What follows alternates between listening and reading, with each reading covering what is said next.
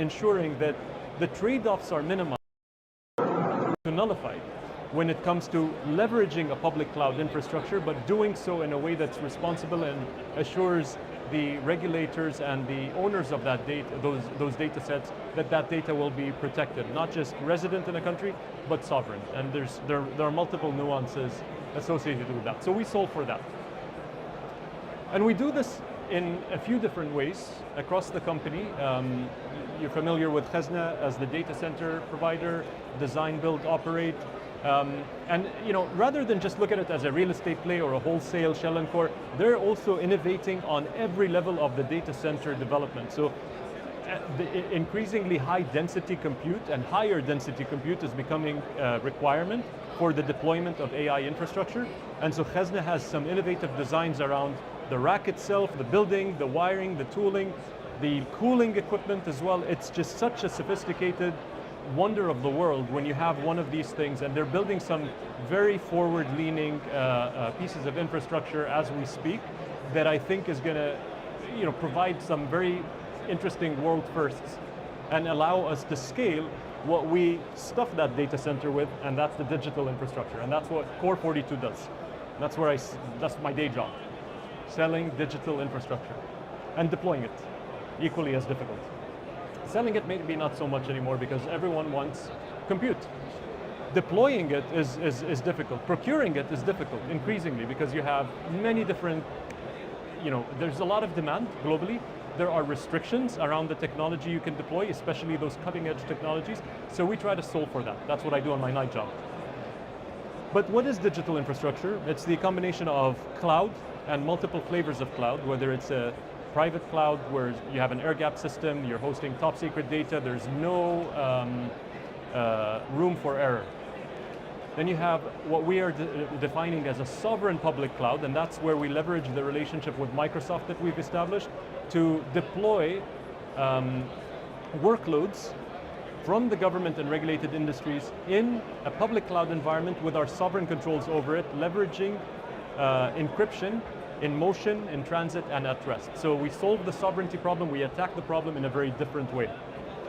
And then you have the AI compute infrastructure and our what we call the next generation digital infrastructure. And that's where you have GPUs, AI accelerators, and a combination thereof of, in our case, a heterogeneous environment we're building for that type of a deployment, maximizing optionality for customers, attacking the problem from a price performance standpoint, ensuring that whether it's training economics or inference economics, you're providing superior value add to the customers. And we've experienced this ourselves. Inception that you see here is responsible for deploying the JACE Arabic LLM. We trained that on a cluster that we have in California that was using a different architecture than GPUs. They were using an AI accelerator called the wafer scale engine from a company called Cerebras. And the time to value and many other types of qualities that we saw in terms of improvements, not to mention the accessibility and the availability of that infrastructure in early days generative AI, was something that caught our attention, and we started further deploying multiple other clusters. So right now we have 2 in California, 2 in Dallas, another one in Minneapolis, and then we're deploying more and more. Europe is going to be another area, the UAE of course, and again, we're looking at a heterogeneous environment, so multiple different types of architectures, GPUs, CPUs, and AI accelerators. And then you have the different companies, the operating businesses of G42, where applications and solutions are developed and deployed in different industry verticals that we focus on. Pre-site, big data analytics, business intelligence, AIQ, now part of that family, joint venture with ADNOC, focused on energy transformation and how you optimize a behemoth like ADNOC and what they're trying to do, whether it's seismic data analysis or reservoir simulation. That's the type of stuff that AIQ does. Space42, the recent merger between Yasat, which was doing more the broadband and the SATCOM type of the space industry, and then Bayanat, which was doing more geospatial services. And the fusion of these two is a very interesting and unique opportunity. And I come from the space industry. I don't think I've ever seen a full end-to-end type of value proposition on the space side. So you get the remote sensing, whether it's optical and radar and geospatial analytics, and then you can leverage the connectivity that's provided by that broadband infrastructure in space. So it's quite unique. M42 is both the merger between Mubadala Health and G42 Healthcare. So You get the digital health on one side, everything from the claims exchange processing, your electronic medical records and those systems. The Emirati Genome Program, a big one as well for us. And then you have the point of care solutions and facilities like the Cleveland Clinic. The combination of these two, again, part of a very unique value chain where you can improve medical outcomes. If you have the genetic makeup of, in our case, we're doing whole genome sequencing, long read and short read, Illumina for short read, Oxford Nanopore for long read, with a 30x resolution. So anyone that's gotten a predisposition to some sort of ailment, you can correlate that with other people's data and EHR records and try to find ways to do preventative care or precision medicine or drug discovery. So even pharma companies like AstraZeneca and others are working with us to try to figure out how to do precision medicine and targeted research for drug discovery and see which ones are more efficacious, which types of drugs are more efficacious per people. CPX is more on the end-to-end cybersecurity. We acquired this company recently because every part of the stack is increasingly going to be more susceptible to risk or expanding the attack surface, and you need a company that can help really focus on this both for our internal businesses as well as for customers that we also serve that need that augmentation in addition to the infrastructure that we provide. And there are a couple of different businesses on the consumer side of things, Analog doing mixed reality and edge computing, and Astratech, which is more of like our super app as well. So I won't spend too much more time on this. Another part of the ecosystem that's recently been established is MGX. This is a sizable fund that's investing in digital infrastructure globally, not just locally. And the beauty behind this is, if you think about it, and here's where I need my cheat sheet. Where are we? So, in the world today, there's less than 60 gigawatts of data center capacity globally. 60 gigawatts. Now, a gigawatt's a lot of capacity, but if you look at 7, 8 billion people, however many we are now, I don't know, 8, 7, roughly. So, 60 gigawatts of data center capacity. If we were to try to bring AI to everyone in the world, we probably need about 400 to 500 gigawatts. So that's a massive jump. And if you're trying to build a gigawatt, 1 gigawatt worth of data center capacity, where's Johan? He can keep me honest. He's gone. So, okay, so then nobody can call me out on this. 1 gigawatt would need, to build it and to load it with the compute infrastructure that I described, whether it's GPUs, and it would cost around $45 billion in investment. Okay, that's for 1 gigawatt. So now do the math, multiply by 500, it's a sizable amount. So you're going to need a combination of different types of financing structures to be able to capitalize on where we are with AI and where we want to go to ensure that there's equitable access of AI, and you break the digital divide, and I'll talk a little bit more about where the digital divide may lie at the moment. And it's going to become equally as important for governments and the private sector to come together and start thinking about ways to fund this capital-intensive expansion, to fuel AI, to have the intelligence that we are trying to build augment humanity and take us a step further. This is like the Industrial Revolution and the Agricultural Revolution, and it's definitely going to need a lot more wherewithal when it comes to financial prowess as well as innovation in construction and then clean energy as well, because the amount of energy that this is going to require is going to necessitate bringing online more energy capacity, not removing energy capacity that's already being used for houses or for, and clean energy, because you have to do this in a responsible way or else the ramifications are extremely profound. So that's the problem statement in my view. And for us to deliver on the vision that we have, there's obviously no way we can do this on our own as G42. No matter how big we are, and in terms of the different multifaceted types of companies that we represent today, each one of our companies is leveraging and working with partners to become a force multiplier to what we bring to the table. And in many cases, oftentimes we find ourselves in a very unique position where we're able to bring different pieces of the puzzle together in a very unique way. Because there's a confluence of things here in the UAE that create this appeal for most of these companies to want to come and do things here. I mean, you can tell us about, from Illumina's perspective, where would they ever have dealt with 100 petabytes of genomics data? And Oxford Nanopore as well. So these are the types of things where I think there's such a unique confluence of things here, the comparative advantage, the competitive advantage, the UAE's infrastructure, the connectivity, the fact that we have 4 nuclear reactors up and running, and it's potentially even extendable. These are the types of things that allow us to become a center of gravity in this domain. And so partnerships are extremely important. Back to Core42, the backbone of the G42 intelligence grid, as we call it today. I call it the backbone because this is really the power plant analogy in that utility scheme that we are developing. And at Core, it's very simple. We do 3 things and we try to do them very well. Cloud and AI infrastructure. We built some platforms that allow the accessibility of that cloud and AI infrastructure to be easy. We lessen the complexity and abstract the complexity around which silicon you're going to need to use, which model you want to use, and we're very agnostic when it comes to that. So I think that's one of the added values of what we have in comparison to a lot of other specialized cloud providers, that agnosticity and the heterogeneous nature of our environment. So this becomes your entry point. And then there's the digital services part, which is really about deployment, professional services, managed services, and the types of things that help onboard different types of customer personas onto our cloud. And we really look at nation scale type projects, so genomics or what we're doing with the energy space and other areas of the country. And these are the types of things where you really want to transform a whole economy. And then the enterprise solutions, this is part of our extended ecosystem with Presight, M42 and others, where we can go in with a value add in terms of the application and the solution.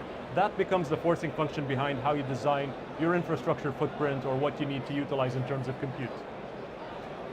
So the innovation around sovereign cloud for us started a very long time ago when we really needed to scale off of an on-premise deployment for one of our biggest customers in big data analytics and realized that you needed the elasticity of cloud to be able to do that. So we built a cloud, easier said than done, cost a lot of money, everything from the connectivity level, the fiber optic that we laid in the ground, to the data centers that we invested in and own and physically operate, to the cloud stack, and then the people running it. So you have armies of SRE engineers that are keeping that infrastructure running. And it's inherently limited because, again, in that case, it's an air-gapped system. So we started venturing into, okay, let's get some restricted connectivity and have a different flavor where other functionality can be added to that cloud, but it was still inherently limited in comparison to the big boys. If you think of AWS or Google or Oracle and Azure, they spend billions of dollars on R&D every year, and it's just so much easier for them to deploy in different countries around the world and have that one central area kind of control it. But from our perspective, the problem there was not the fact that they didn't have data centers in the country. In fact, they did.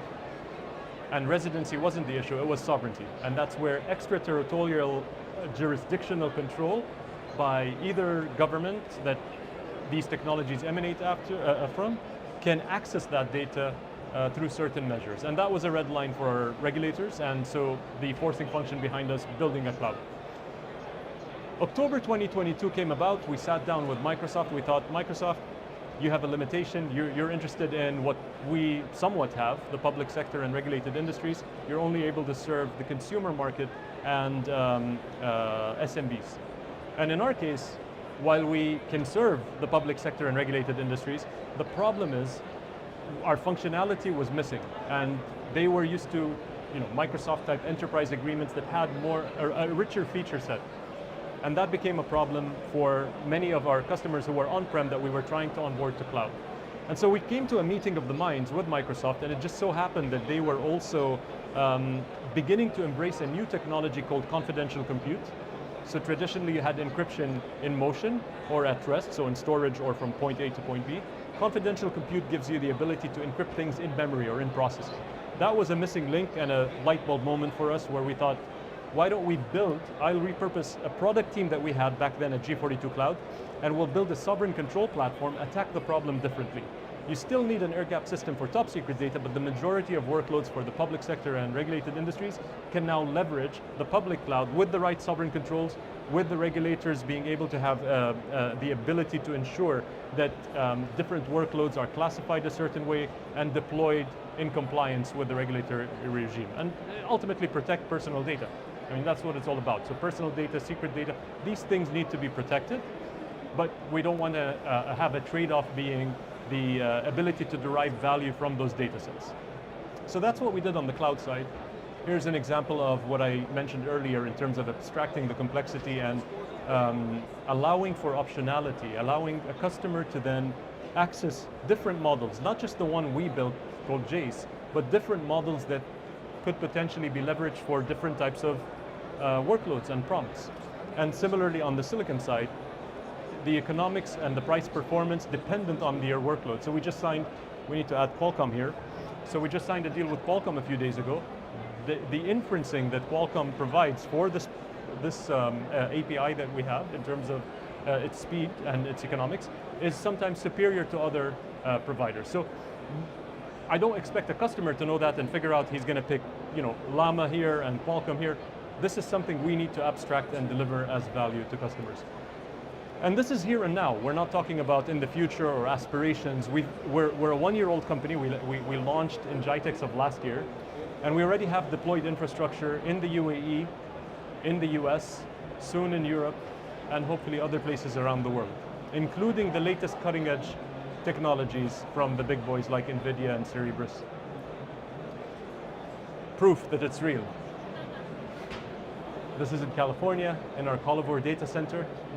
This is in Abu Dhabi, in a regulated technology environment where we've deployed VAST and H100s right now.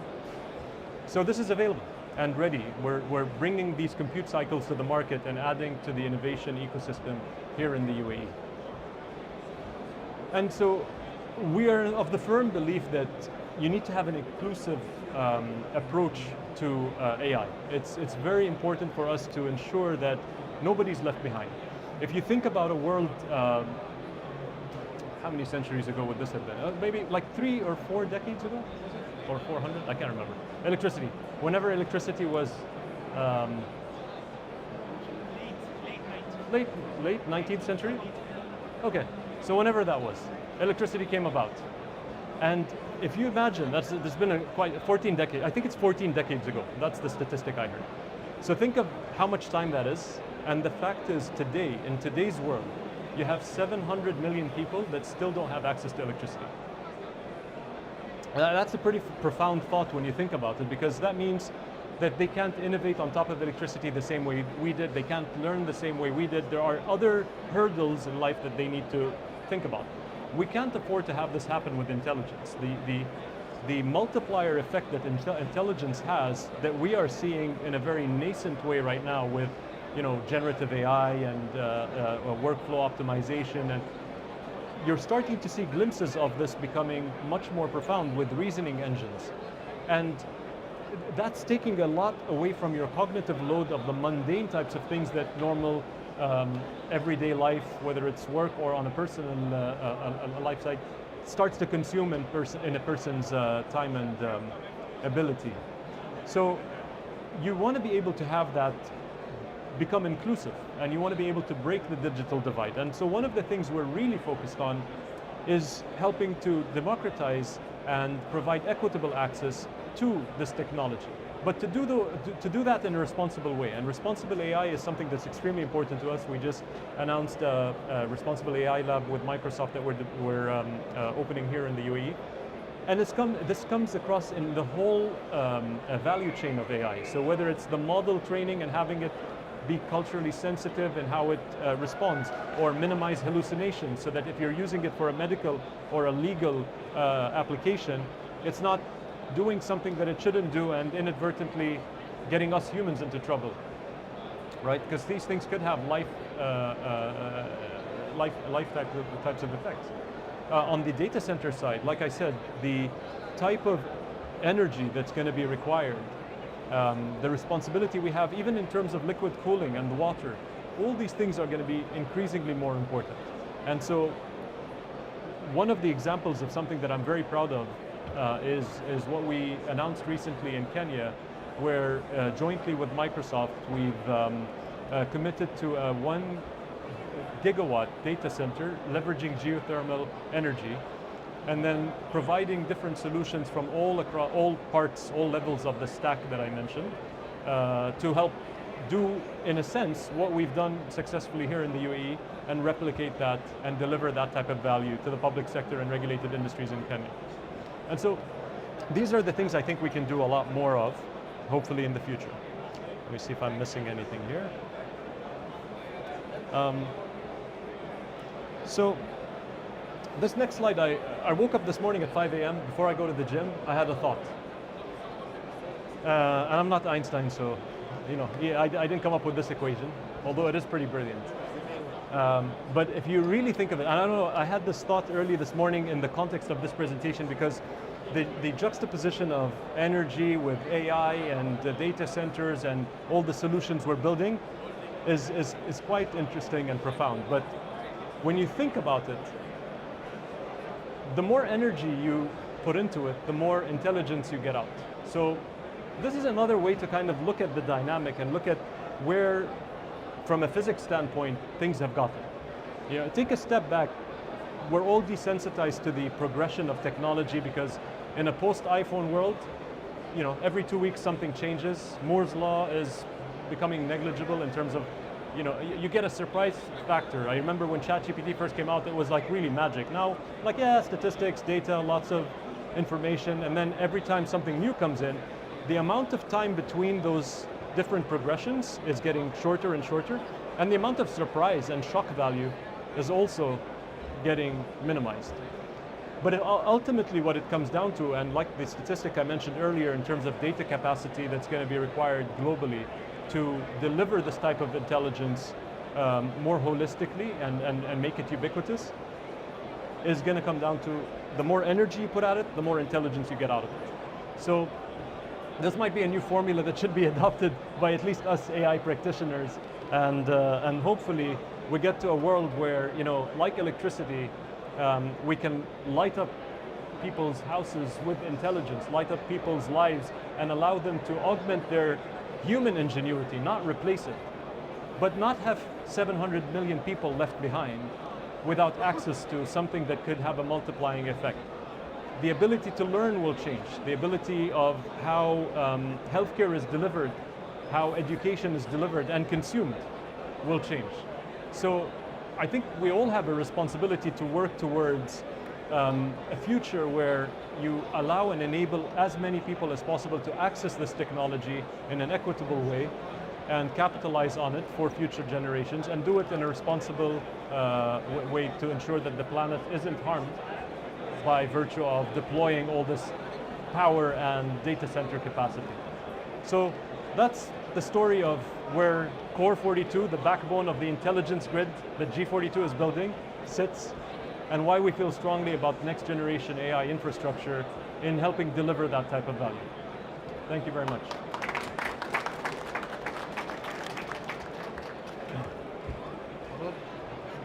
Very good, صراحة. Thank you, sir. موضوع electricity connection. It's the only way I could get it to resonate. By the way, we are building for